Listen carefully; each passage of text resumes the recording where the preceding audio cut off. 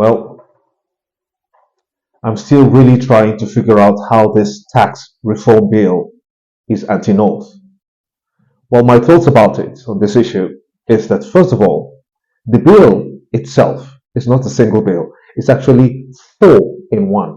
You have the Nigeria Tax Bill 2024, the Nigeria Tax Administration Bill, then you have the Nigeria Revenue Service Establishment Bill, then you also have the Joint Revenue Board Establishment Bill. All these four are contained in that one bill that we've been talking about. Now, the first deal with the number of issues and reforms that are desperately needed because the entire tax base is untidy and leaves a lot of room for corruption. The second one deals with how taxation is administered. The third one is the establishment of NRS. Not sure why anyone will find that as a problem or being against that. The third has to do with coordination, enforcement of taxation, etc., including the introduction of tax ombudsman. The whole noise that is being made in the north is that all the tax money will go to Lagos. Critics are, in fact, so gullible. You have not even read a single line in the bill. Now you're telling me that everything will now go to Lagos. How? Just tell us how. You see, we have to be factual in everything that we do, and we have to read more and research more. By the way, Schedule 3, that's the personal income tax that's the current tax regime, is actually what favors Lagos. And it's also what will be reformed in the new bill that's just been passed for the second reading at the Senate. So the North is mainly arguing that agricultural produce cannot be taxed. Now listen closely. Why is the North not comparatively taking advantage of this opportunity?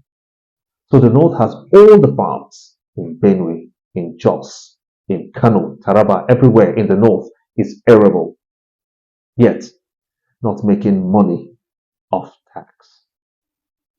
VAT, to be specific. And Lagos that processes just the farms, will produce and then take all of that VAT. Please, just listen to the above argument. Does it make any sense? Is it not a disgrace that we in the North are producing all the agricultural produce and we don't even have the capacity to add one single value to it? All our governors are waiting for federal allocations every month end. How do we ever industrialize? Kaduna had industries, Kano had industries, they're all moribund. It's the role of the North to forever be sending unprocessed food to Lagos. We have more almajiris on the streets, 13 million, and 80% are in the North. That stinks at every level, if you ask me. Tell me of one country in the world that developed or has tackled poverty just selling unrefined, unprocessed agricultural produce. Just one. Name just one.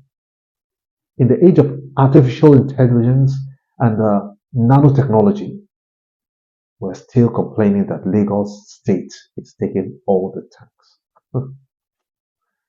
Oh, please. Did any part of that bill state that Lagos State should take all the tax? VAT means value added tax. Value addition. Come on, that's just so simple. It doesn't define how much value. So all our governors in the North, all you need to do is to make sure that no agricultural produce leaves your state without at least cleaning, sorting out, and proper bagging of your corn, millet, sorghum, onions, just everything. Just this little basic process gives you the power to earn your VAT. I also hear people complaining that all the banks pay tax to Lagos State. The North has had its own turn to govern Nigeria. And we don't even have something as basic as a simple banking infrastructure, if not for the recent Jais and Taj banks. Start your own banks and headquarters them in the North now so you can collect those taxes that you're talking about. Look at the caliber of governors that we have today. If they don't fight for that, what else will they fight for? Even the federal allocation, northern states are struggling to pay basic salaries, the minimum wage. The Allah Haba. The minimum wage is still an issue in the north.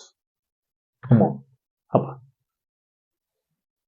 I will expect that we, the youths, see this as a massive challenge. And I do expect that the Arewas will see this tax reform bill as a wake-up call and nothing else. Unless you give me a clear-cut reason why this reform is not good for us, other than just sharing money, typical of an average northerner's thinking, I don't see how the tax bill is demonic. Look at all the sections from number 1, number 2, number 3, number 4, all those 4 different bills that make up one are for the betterment of Nigeria. Only in the north will you see a man selling mango on a tray in such a crude manner when the world has gone digital. The south, southern Nigeria, is digital in almost everything. Yes, I said it. Haba. How long can we continue to be a circus of sorts? Clearly, this is a leadership problem in northern Nigeria. We have the most brilliant young minds in Nigeria, but to no purpose because our leaders have failed. Northern youths, you have come of age to make a difference, not to follow these clownish governance. Now, this is instructive. When Lagos State starts collecting VAT on the rice that you produce from your farms, and our governors see less to steal, maybe our governors will wake up and give us what we need. Even if agriculture is all that we can do and is all that we are good at, can we at least even do that right? Just last month, about 50 containers from Kano were rejected abroad for not meeting the standards. 50. How can we ever meet the standard when we are here fighting VAT? Arewa, if we are running a clown, if we are running a clown show today, the Yorubas are not joking. The Igbos are not slacking either.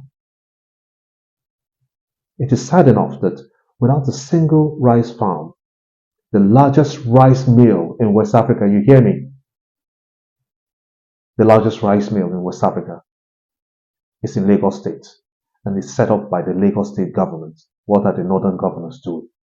Just in case you are wondering why they give their waivers on importation of paddy rice. That's the reason why, because they have that monster to clean it up. They are not joking. They play. I believe the tax reform bill is not anti-northern, but the north is anti itself. No one in the north saw any issue with Buhari's regime's Plant Protection Act, which protects genetically modified organisms, seeds and all of that. It's the tax reform bill that we're now making so much noise over. But let's go on with the news, please. And bring my scripts.